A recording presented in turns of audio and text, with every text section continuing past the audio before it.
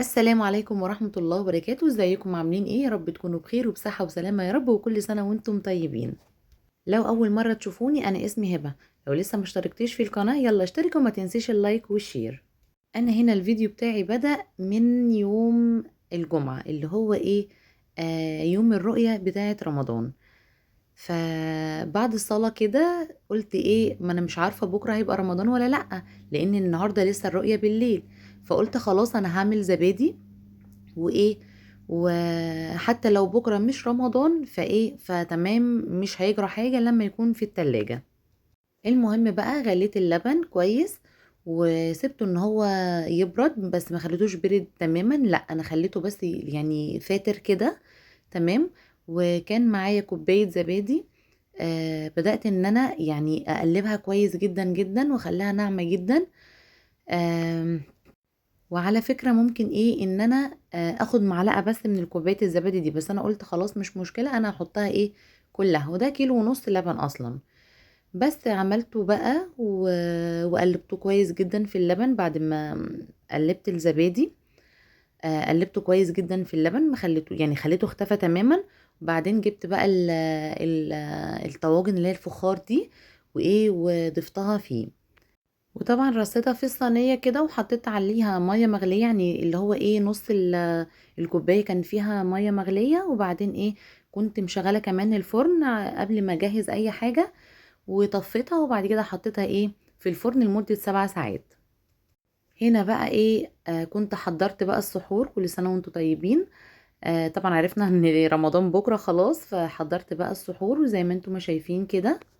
كان بيض وفول وجبنة وبطاطس محمرة وزبادي طبعا، اللي انا عاملاه، والزبادي بتاع البنات، ولادي عموما يعني.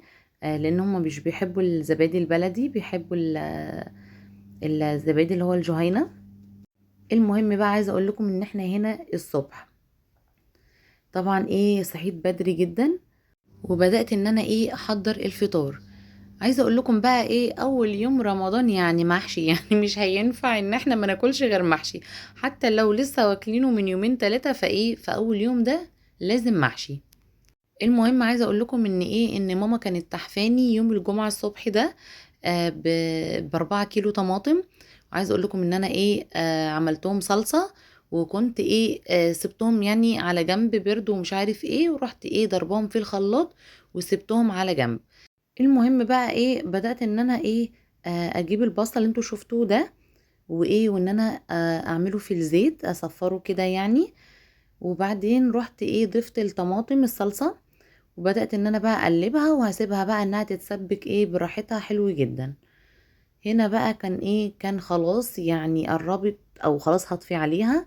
بدأت ان انا احط لها بقى التوابل بتاعتها، ماجي وكمان ملح وفلفل وكمون وكزبرة واللي هي البهارات بتاعت المحشي، وكمان شطة.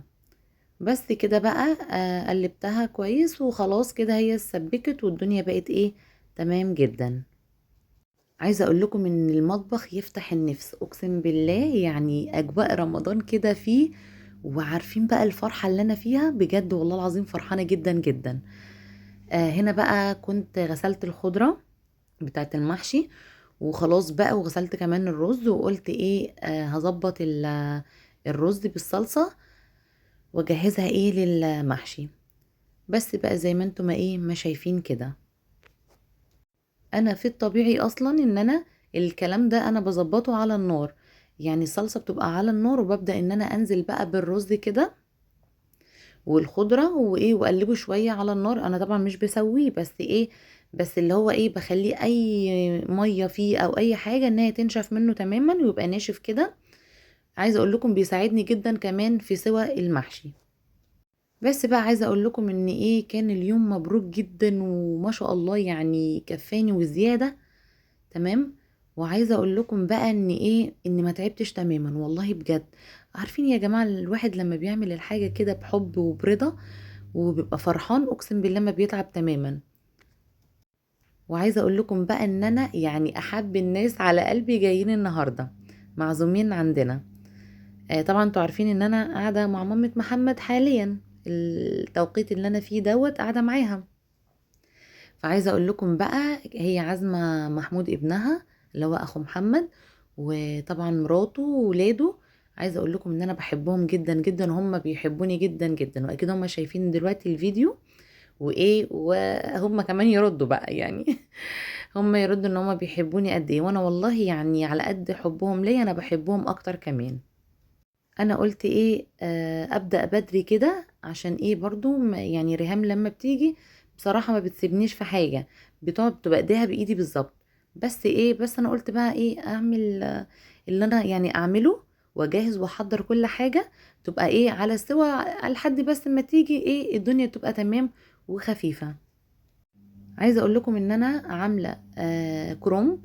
الكرومب ده كان متفرز في الفريزر، وبتنجان، وكوسة وفلفل، تمام، وملوخية وشوربة لسان العصفور، وطبعا بط وفراخ، اللي هي فاكرين الفيديو اللي انا نزلت لكم فيه المشتريات بتاعت الفراخ وكده، اللي هي الفرخة اللي هي الامهات اللي هي الكبيرة.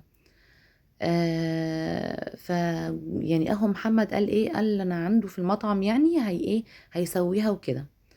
فاحنا بصراحة كنا عاملين حسابنا ان احنا نسويها في حضرموت، بس هو قال ايه لا لا لا، الشيف عندنا كويس جدا في ايه، فهيعملها عنده يعني. المهم هو ايه عملها وكده، وقبل الفطار على طول مباشرة كان جابها وكده. بس بقى يعني هي كانت طعمها حلو جدا، وعايزة اقول لكم والله بجد كانت الفراخ والبط كان تحفة، ملوش حل. بس هو كان عيب واحد بس حصل، ان احنا كنا عاملين حسابنا وجايبين رز بسمتي عشان الشيف يعمله ويحطوا ايه، يعني في الاول كده في الصينية، وبعدين يحط عليه البط والفرخة دي من فوق يعني. بس هو ما عملش كده للأسف. هتشوفوا برضو لما ايه، لما احضر الاكل على السفرة هتشوفوا ايه المنظر يعني. هتلاقوا الرز لوحده اصلا في طبق كده اللي هو التيك اواي. المهم بقى، عايزه اقول لكم ان هو جايبها في الصواني مستويه، في بطاطس وجزر وبصل والكلام ده. وده اصلا يعني حاجه احنا ما حبيناش، ولا انا بصراحه ولا ريهام. وقعدنا بقى نندم انا وهي بقى ند بالسنين. بس عايزه اقول لها يعني ان كان طعمها حلو ومش وحش. بس هي زعلتني طبعا النهارده جدا جدا ان هي ما كلتش، لان معدتها بقالها فتره تعبانه، ما بتاكلش غير شوربة وحاجات مسلوقة بس. كلت حاجات بسيطة جدا جدا، وعايزة اقول لكم انا حاسة ان هي نفسها تاكل، بس يا حبيبتي مش عارفة تاكل خالص لحسن تتعب. يعني هي كويسة بس حاسة ان هي ايه لو كلت هتتعب. هنا بقى بدأت ان انا ايه احضر السمبوسة. بس هعملها بالجبنة، مش هعملها باللحمة او حاجة. جبت الجبنة اللي هي البراميلي، وحطيت عليها معلقة كده من الجبنة القريش، تمام. وبدأت ان انا اقطع فلفل حار وفلفل رومي، وكمان طماطم، بس هشيل قلب الطماطم. وكمان هضيف زيتون اللي هو المخلي. المهم بقى عايزة اقول لكم ان ايه، وانا بكملها الفيديو فصل. يا اما بقى يعني انا ما شغلتوش، انا مش عارفة يعني ايه اللي حصل يعني، بس ايه ما جاتش وانا بضيف الزيتون، ولا كمان ان انا وانا بعملها يعني بلفها، تمام. هنا بقى خلاص كانت ريهام بقى جت وكده، بس كانت واقفة معايا يعني في المطبخ وانا ايه بكمل. طبعا بقى بدأت ان انا اسوي المحشي، لان خلاص المغرب كده فاضل له ساعة ونص او ساعة مش فاكرة. فبدأت ان انا ايه اظبط تسوية المحشي، لان البوتاجاز هنا يعني في ذمة الله. محمد مكسل جدا ان هو يجيب حد ان هو يعمله، كل يوم يقول لي تمام ماما، تقول له طيب شوف لنا حد، يقول لها طيب ماشي قبل رمضان، وجي رمضان والحمد لله ما تعملش. المهم بقى هنا بقيت اسقي المحشي البتنجان كمان، وفي حلة بقى برضو صغيرة كده هعملها برضو، وهعمل بقى الملوخية ولسان العصفور. بس ريهام هي اللي عملت اللسان العصفور يعني. عارفين يا جماعة احساس ان الناس اللي انت بتحبها او بتحبيها تبقى معاكي وكده، وتحس ان فعلا يعني هما معاكوا بحب كده، ومفيش كره ولا حقد ولا نفسنا ولا الكلام ده. اه والله العظيم بتبقى فعلا قاعدة كده جميلة ومريحة جدا يعني. تبقوا انتوا بقى يعني نفسكم عايزين تدوا بقى وتعملوا للي قدامكم ده على قد ما تقدروا. المهم بقى شايفين اللهم بارك بسم الله ما شاء الله، الاكل كان تحفه يا جماعه، اقسم بالله الاكل كان تحفه. والبط كان ملوش حل، هو طعمه تحفه، بس هو قلت لكم البطاطس دي اللي انتوا شايفينها هي اللي كانت مش حلوه خالص، يعني فكرتني بالمستشفيات. نعم يلا يلا ليه كده؟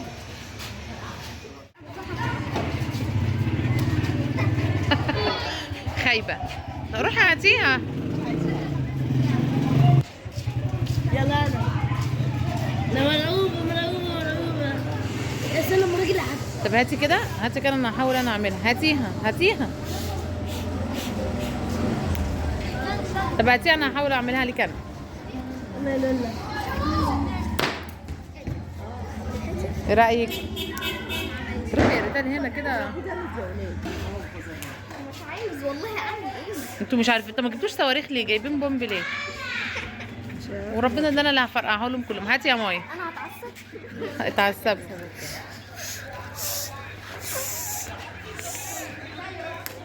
طب هاتيها بقى كده. اوعي كده.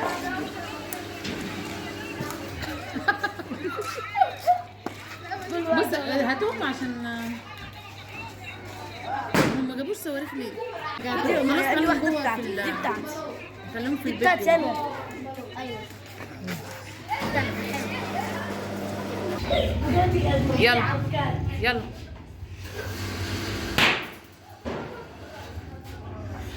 برافو يا رتال، برافو عليكي. يلا يا مايا، برافو عليكي. دوري. يلا يا مريم. لسه لا لا. يا نهار ابيض عليكم.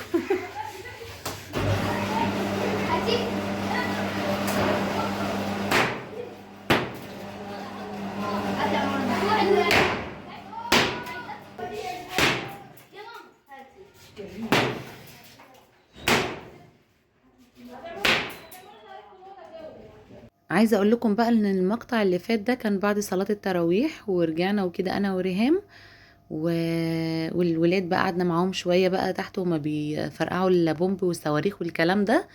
المهم بقى طلعت لقيت ماما بتحضر لنا كنافه، فقلت لا ما يفوتنيش بقى الاجواء بتاعت الكنافه دي بتاعت رمضان.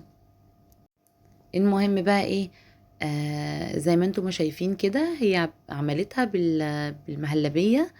تمام، هي طبعا حاطه قشطه فيها ومظبطه المهلبيه، بس هي عملتها بدري شويه، يعني من قبل الفطار هي كانت عملتها، فايه يعني تقلت شويه منها يعني. بس عايزه اقول لكم كانت تحفه تحفه تحفه تحفه يا جماعه، ملهاش حل.